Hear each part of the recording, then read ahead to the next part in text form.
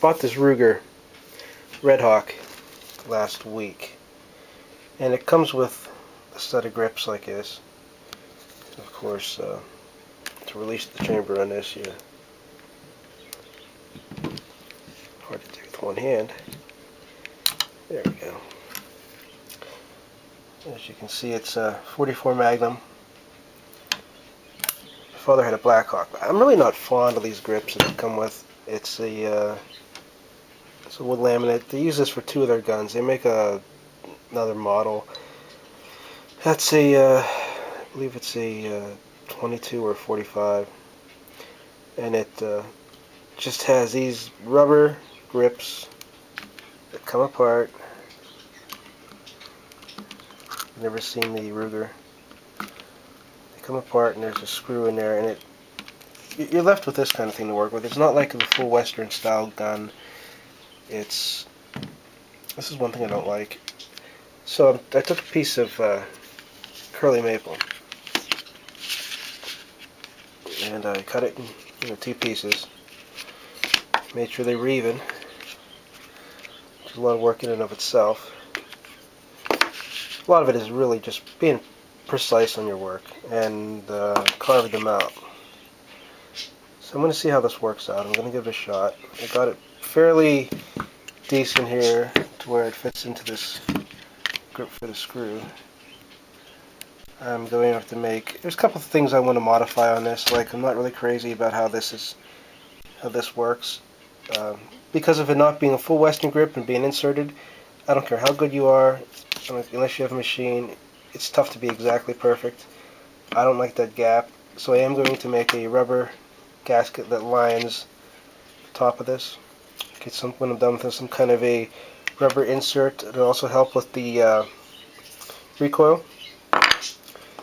And I will make more videos here to show how my progress goes if I decide to do it. This took me a long time to carve out because I did it by hand with a chisel and my little knife here, which is very sharp. I even managed to cut myself a couple times. Here's the latest one, as you can see, which wasn't actually from the chisel. That's actually from just hitting my hand.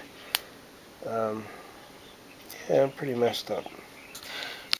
It's been a couple of days since I made the last video, and here you go. You have the grips. They're somewhat shaped. I'm going to do more fine sanding.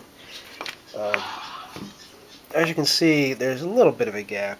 I'm going to put, like I said, a rubber gasket up to the store, like you'd put on the dishwasher or something, put in there. So it'll fill that in. Also, it will prevent water from getting in. I don't like having something like that. See, the original grips overlap this.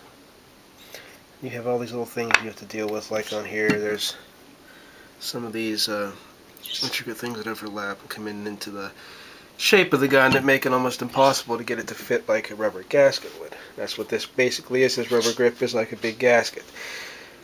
So what I'm going to do next, I have to, as you can see, there's a metal rod that goes in here. I need to make a spacer for that.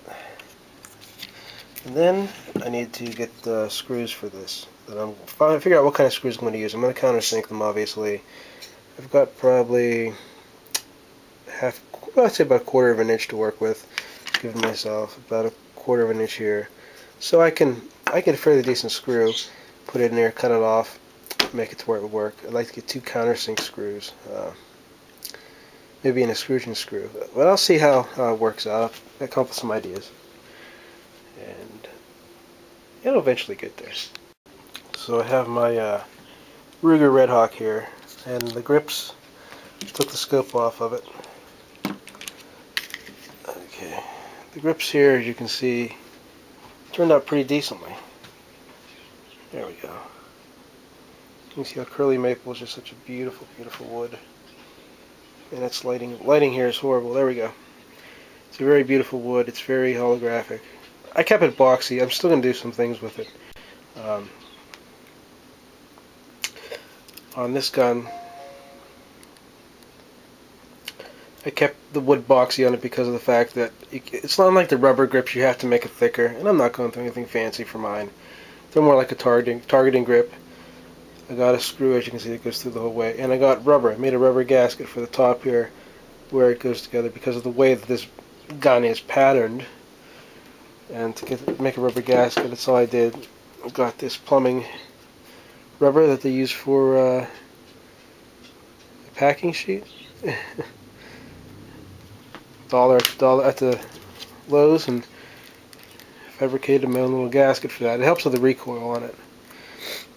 And I would recommend, if you make something like this, as I'm going to do here, and as an on the inside, is to take and put not only the screw and not only the bolt in the middle, but put little pins in it too. Like make a pattern of your inside on paper, where you want them, and line it up.